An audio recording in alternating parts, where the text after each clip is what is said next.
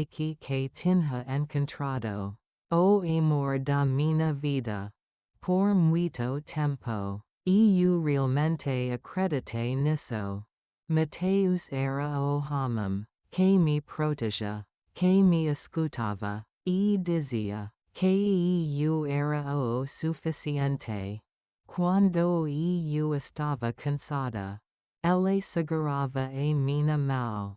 Quando eu duvidava de mim, ele me olhava nos olhos, e dizia que eu era forte. Com ele, pela primeira vez, eu me senti segura. E talvez por isso, eu não tenha visto os sinais, logo no começo.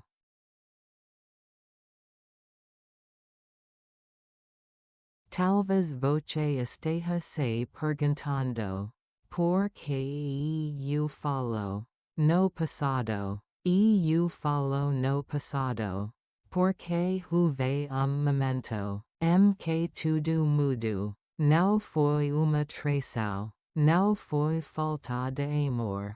Entre nós, foi algo mais silencioso, e muito mais cruel. Eu cresci sem pais. Eles se foram cedo demais. E o meu mundo, ainda criança, desabou de uma vez. Meu lar virou abrigo. Lugar onde ninguém te chama pelo nome primeiro.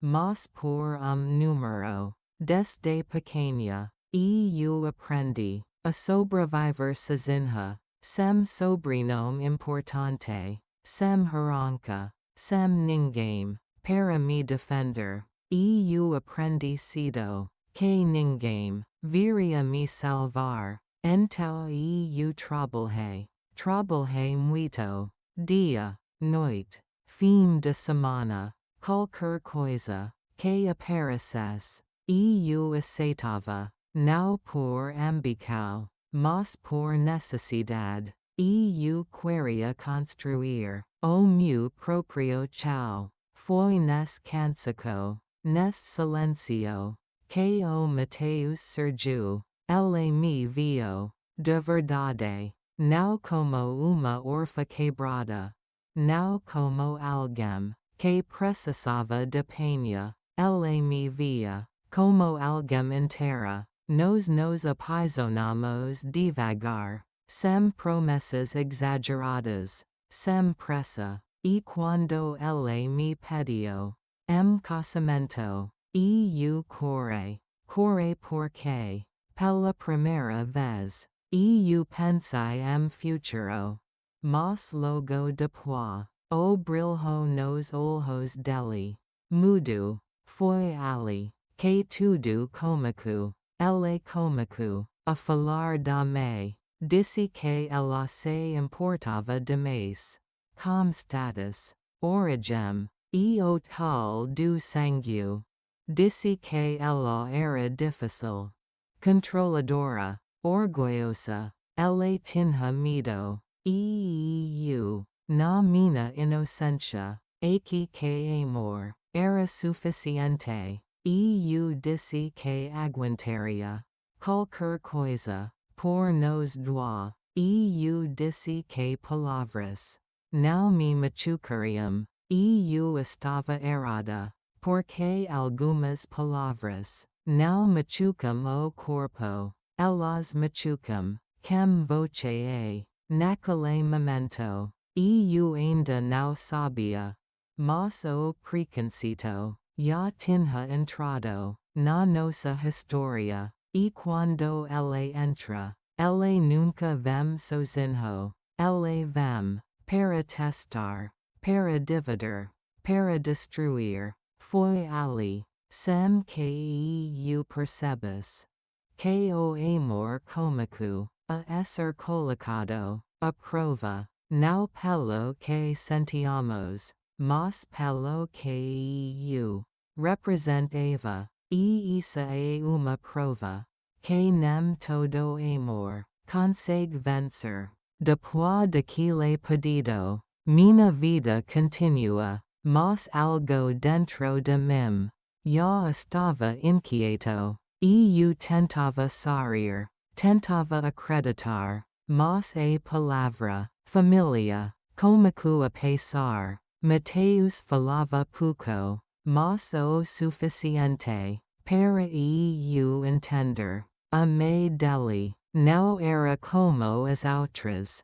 Ela se importava, com origem, com status, com aparência, e principalmente, com sobrenome. Ele dizia que ela só queria protegê-lo, que era preocupação de mim. Mas o medo, na voz dele, me dizia outra coisa, mesmo assim. Eu disse que aguentaria. Eu acreditava que o amor era mais forte do que qualquer preconceito. Pensei que bastava ser educada, ser correta, que bastava amar o filho dela. Eu estava errada. O dia chegou, o dia de conhecê-la. Nos encontramos café. Quando ela entrou, o ar mudo. Tudo ficou pesado, silencioso. Ela me olhou, de cima a baixo, como se estavas me medindo, como se eu fosse uma mercadoria barata. Ela sorriu, mas não como os olhos. Sorriu com desprezo. De onde você vem? A pergunta caiu como golpe. Quem são seus pais? Meu peito apertou. Quem responde por você? Ali. Eu entendi. Não era curiosidade, era julgamento. Cada pergunta arrancava pedaço da minha dignidade. Eu tentava me manter firme. Mateus tentou mudar de assunto. Tentou quebrar o clima. Mas ela não queria conversa. Ela queria respostas. Eu não tinha as que ela esperava. Naquela noite, o telefone tocou. Era ela. Eu não a ouvi. A conversa, mas ouvi. O tom, o ultimato, foi simples. O casamento acabava. O eu acabava. Com a paz daquela família. Quando ele desligou, não preciso dizer nada. O silêncio disse tudo. Eu sorri para não chorar. Disse que entendia. Disse que ficaria tudo bem, mas dentro de mim, algo se quebrou, algo que eu não conseguiria colar de novo. Eu pensei que já tive sofrido o suficiente na vida, mas eu ainda não sabia. O pior, nem sempre vem com gritos. Às vezes, ele vem descercado de opinião, de cuidado, de bom conselho. Foi assim que eu comecei a entender que não era sobre mim, era sobre o que eu representava. E quando alguém decide que você não é suficiente, nenhuma explicação é capaz de mudar isso. Depois daquela noite, os dias passaram, e eu voltei à rotina, ao trabalho, a vida que eu mesma construí. Mas nada parecia normal. Era como se eu estivesse vivendo espera. Mateus tentava me tranquilizar. Dizia que a mãe dele iria se acalmar. Que tudo se resolveria com o tempo. Eu concordava com a cabeça. Mas o meu corpo não acreditava nisso. Eu sentia olheiros. Sentia o pesado. Como se algo estivesse se aproximando. Foi numa noite comum. Depois do trabalho. Eu caminhava sozinha. Pela calçada. Pensando qualquer coisa. Menos problemas. Então, carro preto parou. Devagar. Ao meu lado. O vidro desceu. Senhor de idade. Olhou para mim. Os olhos dele. Estavam cheios de lágrimas. Voce ele disse o meu nome. Naquele instante. Meu corpo congelou. Eu não o conhecia. Nunca tinha visto aquele homem na vida. Como o Senhor sabe. Quem eu sou? Minha voz saiu fraca. Ele desceu do carro. Com dificuldade. Com pressa. Eu te procurei por anos. Essas palavras não fizeram sentido. Meu coração começou a bater forte. Eu dei passo para trás. Segurei a bolsa com força. Eu não tenho nada. Eu disse, não tenho dinheiro. Não tenho nada de valor. Ele balancou a cabeça. Não, você não entende. Ele respirou fundo. Como quem junta coragem para dizer algo que muda tudo. Eu sou esse avô. O mundo parou. Eu ri. Por nervosismo. Isso não é possível. Eu disse. Eu cresci sozinha. Meus pais morreram. Eu não tenho família. Ele fechou os olhos. Eu errei. Ele disse. Eu destruí a minha família. Por orgulho. Ali. Naquela calçada. Ele começou a cantar. Canto sobre o pai que eu quase não lembrava.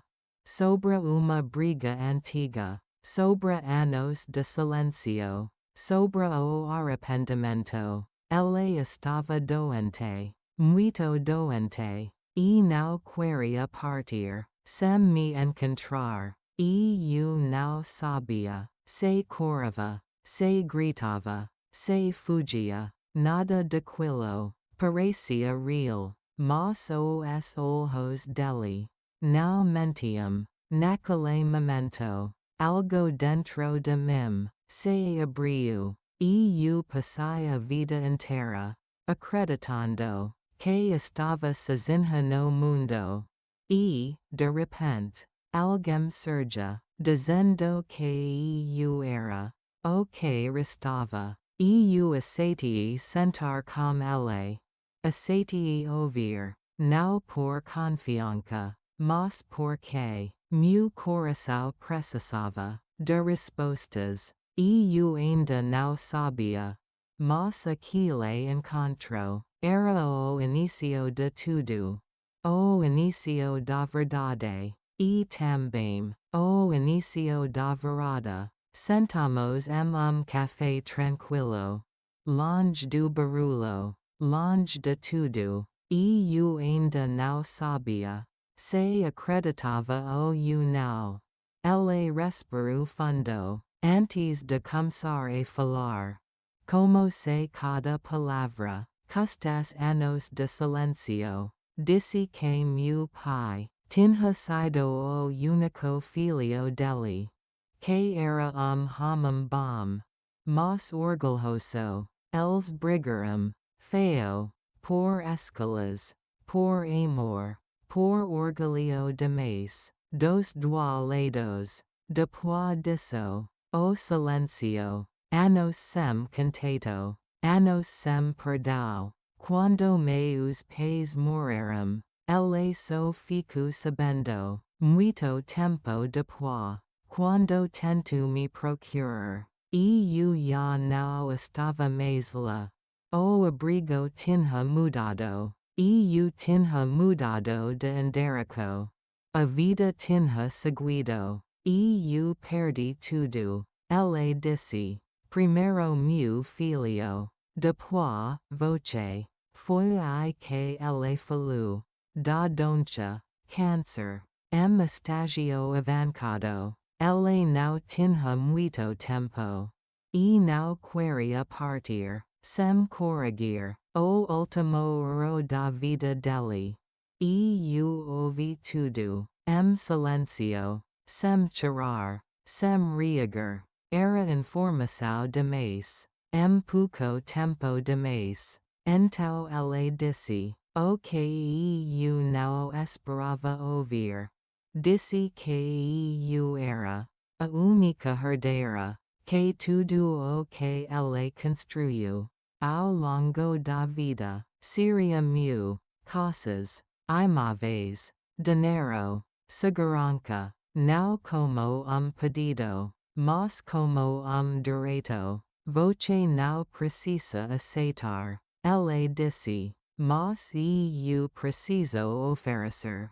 Naquele momento. Eu entendi. Entendi que a vida tinha me tirado tudo. Muito cedo. Mas estava, agora, me devolvendo algo. Não era só dinheiro. Era verdade. Era origem. Era história. Era a prova de que eu nunca fui ninguém sem valor. Eu aceitei. Não por ganância, mas porque aquela história também era minha. Nos meses seguintes, tudo aconteceu rápido. Advogados, documentos, assinaturas. Ela já tinha deixado tudo preparado. Cada detalhe. Eu só precisava assinar.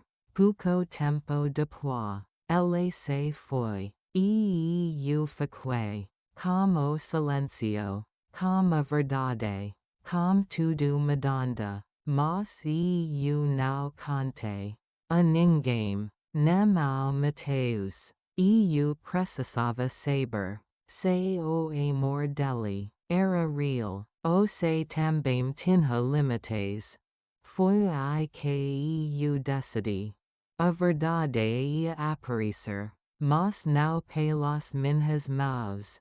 Ela ia surgir, no momento certo, e quando surgisse, nada mais ficaria escondido. A verdade já tinha comunicado. Fui chamada à casa da família dele.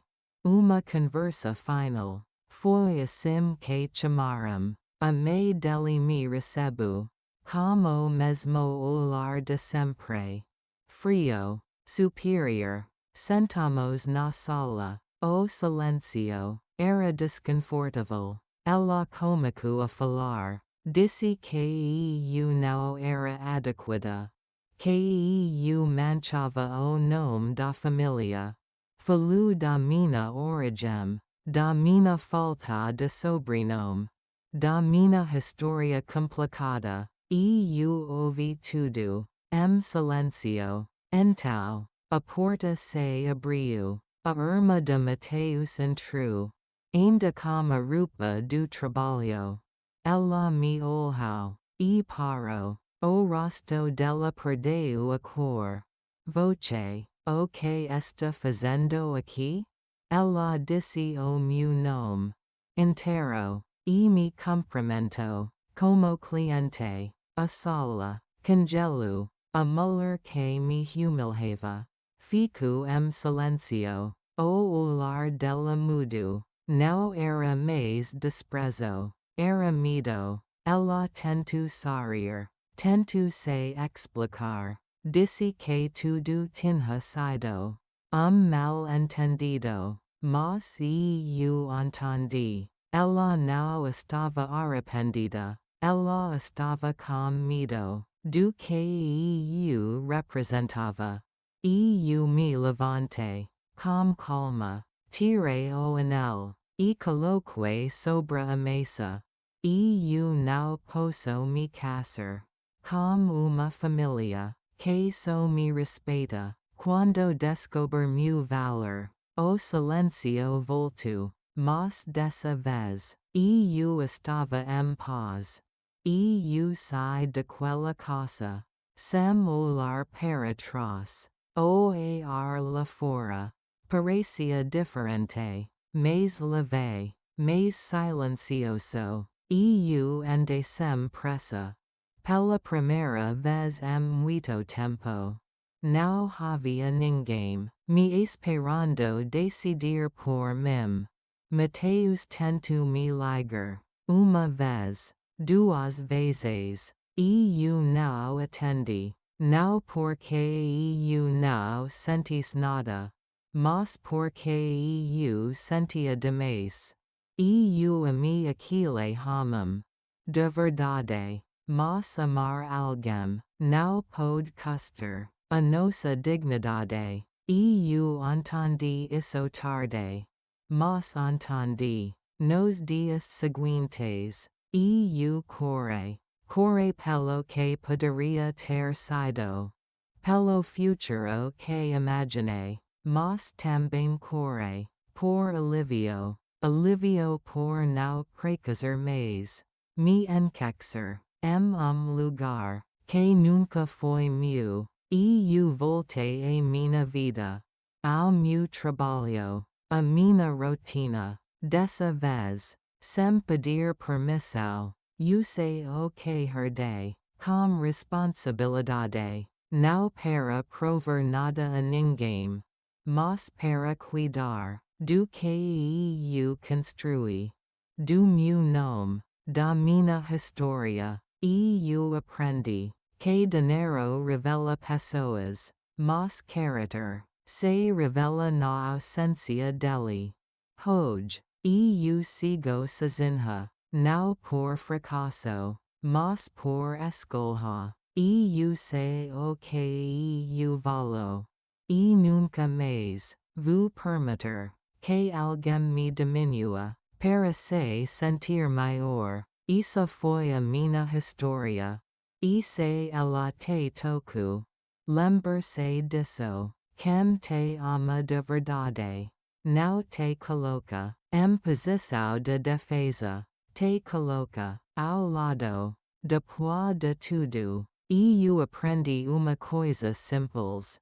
A vida não muda quando alguém te aceita. A vida muda quando você para de pedir aceitação. Eu passei anos tentando ser forte, mas descobri que forca de verdade não é aguentar humilhação, é saber a hora de ir embora. Eu também aprendi a reconhecer sinais. Quem te ama não te testa. Quem te ama não te mede. Quem te ama não te faz sentir que você precisa merecer respeito. Respeito não se merece. Respeito se oferece. E quando ele não vem, a resposta não é insistir. A resposta é escolher você. Hoje, quando eu lembro do Mateus, eu não sinto ódio. Eu sinto tristeza. Tristeza por amor, que poderia ter sido lindo, mas foi sufocado por orgulho e aparência. Ainda assim, eu não me arrependo, porque eu sai no momento certo. Eu me salvei. Se você está ouvindo essa história, e se reconheceu em algum pedaço dela, eu quero te dizer uma coisa. Você não está sozinho, e você não é pequeno. Você só está cercado por pessoas que não sabem enxergar o seu valor. Agora eu te pergunto, se fosse com você teria ficado? Ou teria escolhido a sua dignidade? Escreve aqui nos comentários. E se essa história te tocou. segue o canal. Porque aqui. A gente não conta só histórias. A gente lembra voce. Do seu valor. Às vezes, o final não é sobre ganhar. É sobre parar de perder. Eu não perdi noivado. Eu recuperei a mim mesma. Durante muito tempo. Eu aqui que amor. Era aguentar. Aguentar palavras duras. Aguentar silencios. Aguentar olhares que diminuem. Mas amor não é resistência. Amor é abrigo. E onde não existe abrigo, não existe futuro. Hoje, eu não preciso provar nada. Não preciso explicar minha origem. Nem justificar minha história. Quem quiser ficar, fica. Quem não souber respeitar, fica para trás. Eu sigo frente. Como que eu aprendi. Como que eu construí. E, principalmente, como que eu me tornei. Se essa história terminou aqui. Ela cumpriu o seu papel. Mas se ela chegou até você. Talvez não seja o fim. Talvez seja aviso. Nunca confunda amor com sacrifício de si mesmo. Porque quando você se perda, ninguém ganha. Essa foi a minha história. E talvez, algum ponto, ela também seja a sua.